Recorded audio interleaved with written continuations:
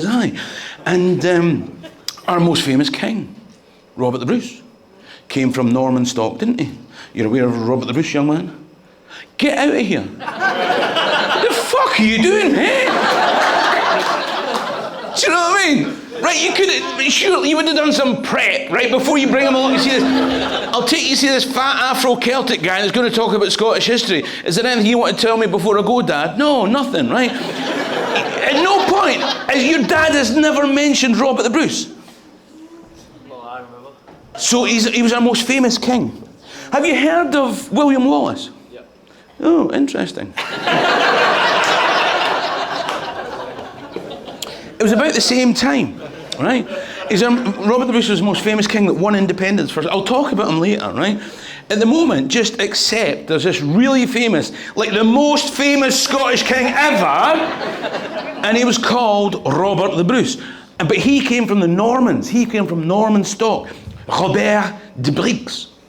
His name was Robert. He came from a town called Brix in Normandy, which is actually twinned with a town called Skidmarks in Fife.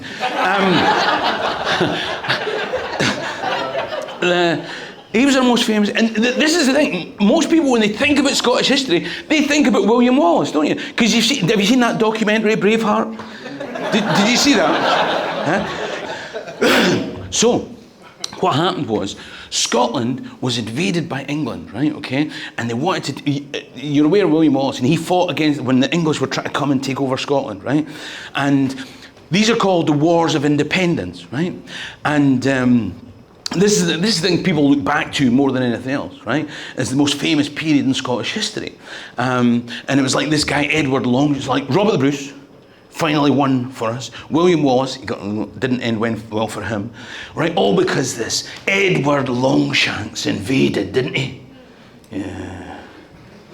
Actually, technically, the first act of the Scottish Wars of Independence was when a nobleman called John Cummin crossed the border and attacked Carlisle Castle.